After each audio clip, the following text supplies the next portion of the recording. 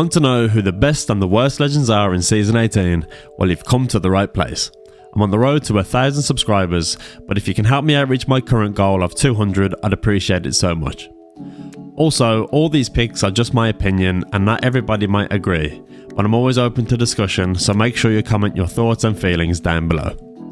Okay, so kicking things off in D tier is Ashe. I do think she is lacking in a few areas of her kit. Although her passive Marked for Death is good for spotting enemy teams from death boxes, they can also see you as they are notified. Her arc snare is very slow, especially if thrown from a distance, and is easy to get away from. And if you do get snared, it only deals 20 damage and lasts for 5 seconds.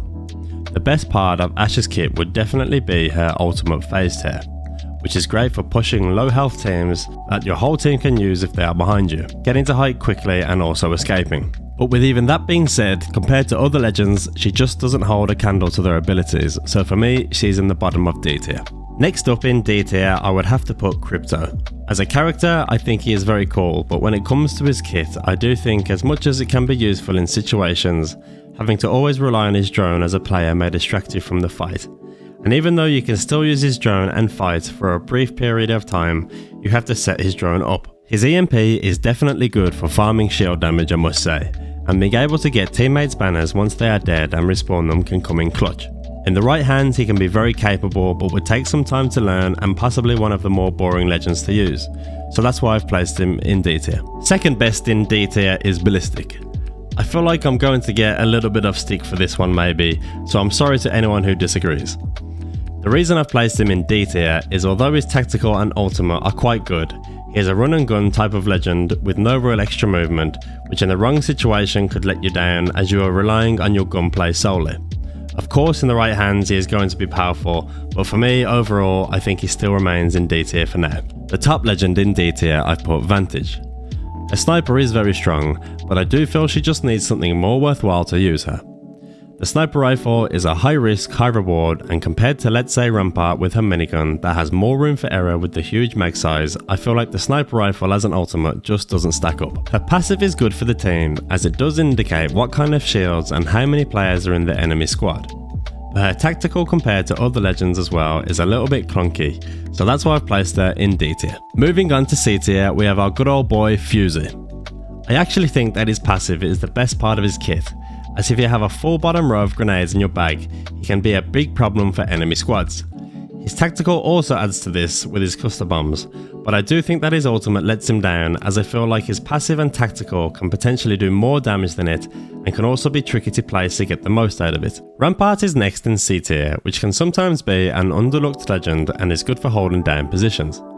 A passive modded loader allows her to have an increased mag size or heat capacity and faster reloads or recharge when using LMGs and her minigun. With the Spitfire getting a buff this season, Rampart wielding it could be a force to be reckoned with.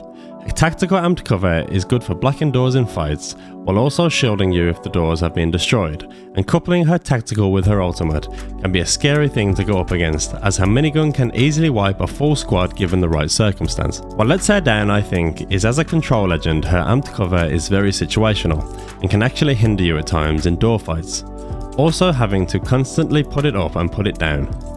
As well as this, enemy squads can use her amped cover if you don't put it down, which could actually put you and your team at a disadvantage. Also, out of all the control legends in the game, I feel if you compared their kit to Rampart's, hers is actually the weakest.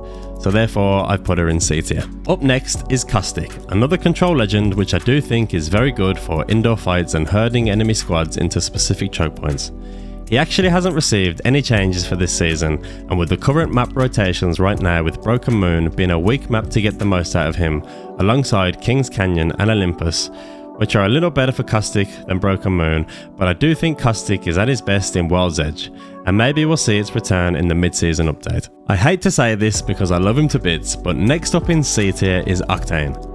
I could be biased and put him in A or S tier because he is my main, and don't get me wrong, he is actually the second highest picked legend this season. He is a very fun legend to play with and has lots of potential for advanced movement mechanics while using him, but to the average player his kit is weak and to play well with him does take some time.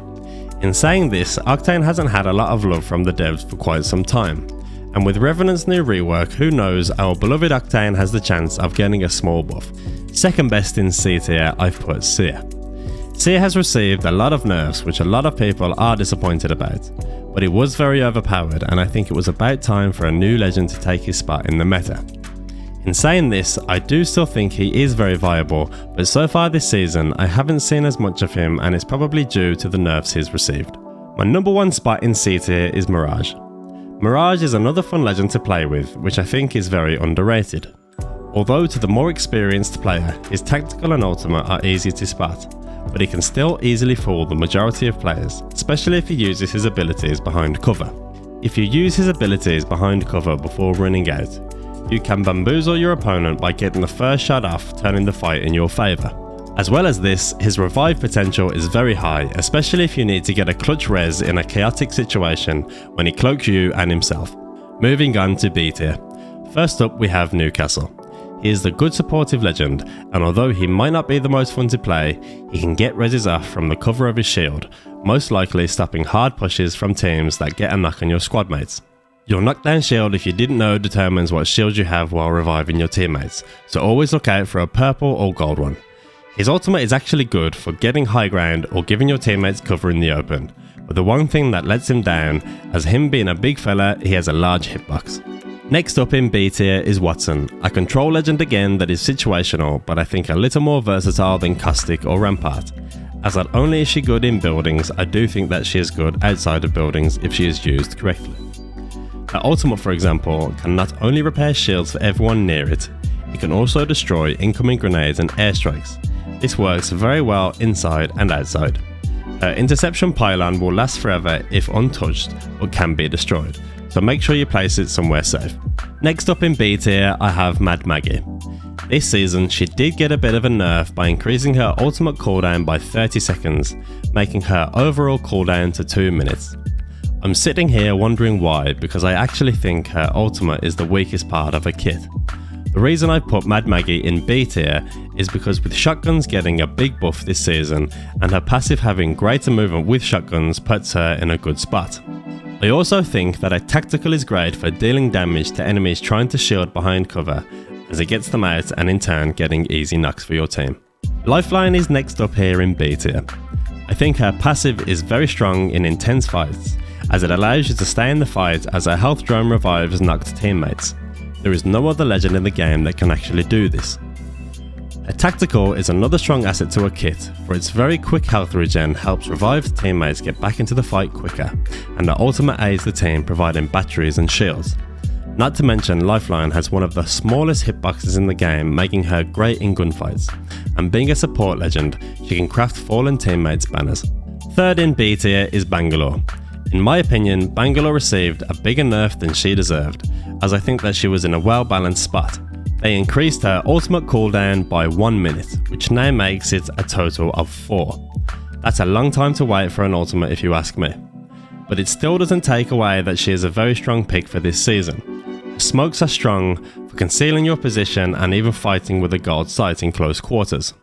Double time is very nice to have in gunfights, and even with the increase to her cooldown, her rolling thunder hasn't changed. Second in B tier is Wraith. Another strong pick for this season, and just like Lifeline, she has one of the smallest hitboxes in the game, coupled with her slippery movement, as I like to say. Her portal did get a small buff by decreasing her ultimate cooldown by 30 seconds, which now makes it a total of 3 minutes. She's a good pick for pubs and ranked, but the only thing I would say is that to play Wraith well, you do have to be able to use her portal well in a way that can help your team, which if you do wrong, not only can it cost you and your teammates lives, but your reputation as a Wraith main. First in B tier is Revenant. With his new rework, Revenant has gone from the least picked legend in the game to the highest this season. I loved what they did to him, improving him overall with his horizontal climbing movement speed, his tactical which works similar to Octane's jump pad, and the most broken thing about his kit, which has to be his ultimate. It's actually ridiculous how strong it is, as it adds an extra 150 health onto him, so you can imagine what that's like fighting him when he has a red shield. I do feel though that they might reduce his ultimate health, but we'll just have to wait and see. What lets Revenant down is that it does nothing that can actually help the team, but that's just it. Moving on to A tier now, and first up we have Bloodhound. In my opinion, I think that with the nerfs that Seer received, Bloodhound has come to take his place. I have already seen a lot of Bloodhound in use in Season 18 already. What I like about Bloodhound is that her passive allows you to see clues to where enemy squads have been, and her tactical scan is still very strong. And her ultimate, giving increased movement speed and less time between scans, is also still very strong. Bloodhound is simple and effective, and I think we'll be seeing a lot more of her in use this season. So third in A tier is Gibraltar. He received a pretty good buff this season, decreasing his ultimate by 1.5 minutes, making his overall cooldown to 3 minutes. For this reason, I think that he has taken Bangalore's spot in A tier. He is a great support legend, aiding his team with buybacks from the crafter and his bubble creating cover in fights or getting revives in safely. His gun shield in fights also is very strong. The only thing that lets him down, as always, is that he is also, just like Newcastle, he has a very big hitbox. But you thought I was going to say something else, didn't you? Second best in A tier is Valkyrie. Although many people think she fell off after adding jump towers, I don't really think that this is the case, because you can actually combine a jump tower with her ultimate, making big and quick rotations to get the best position for you on the map. Also, her passive is very unique as it allows her to gain height quick and easy in fights where height is key for winning. Although her tactical is not as good as it used to be, I still think it is good for getting enemy players out of cover and stopping them from healing, allowing you and your teammates to close the gap. First up in A tier is Pathfinder. I think that Pathfinder to this day is still one of the best movement legends in the game. He did receive a small nerf to his ultimate cooldown time by 30 seconds, but with being able to instantly gain it back from looking at a care package, that cancels that nerf out. There is a big skill gap with people that use Pathfinder, as to someone trying him out for the first time might wonder how is he the best movement legend in the game. But once experienced, he can pull off some crazy movements, fooling enemies and outplaying them. He's also a fun character to play as and third most picked legend this season. Moving on to S tier, the best legends to use in Season 18, and coming in third place is Loba. I think that she is the best support legend in the game, as she can kit the whole team out including herself with guns, armour, attachments and ammo with her black market. Her tactical can come in handy in a pinch if you need a quick escape, especially if you're stuck in a building, you can throw it out of a window and escape. She can spot purple and gold items through the map with her passive and can craft banners back, making her great for pubs and ranked. In second place we have Catalyst, which I think is the best control legend so far in Season 18. When in a building, she is the control queen, being able to barricade doors, making them go from 2 kick breaks to 4, which in turn would deter enemies from trying to kick the door down as it takes too much time. Coupled with this, her tactical can either be thrown in the direction of an enemy behind cover or best under a door, causing damage to the enemy opponent and also alerting you when they are standing on it. Her ultimate is also strong for cutting yourself off from fights or staying out of sight for rotating. One downside is that enemy teams can pass through her ultimate with the expense of them having poor vision, so make sure to use her ultimate wisely and don't count on it to protect you completely. Now, coming in first in S tier is unquestionably Horizon. Horizon is in a very good spot in Season 18 as everything about her kit is useful for herself and her teammates. Her passive is also very strong, taking no full stun, so when using her tactical to either pop off a bat mid-fight, gain height or wherever it may be, you're not affected by the stun from the fall. Her tactical can also be used by her entire squad as well as her ultimate. If you're in a well-coordinated team, when using her ult, everybody can throw grenades into it, causing huge damage to enemy squads and even wiping full teams in some cases. So there you have it guys, my legend tier list for Season 18. Let me know in the comments your thoughts and who is your favourite legend in this season so far. If you enjoyed the video, leave a like, it helps me out and I really do appreciate it. And make sure to subscribe so you don't miss out on any of my future videos and streams.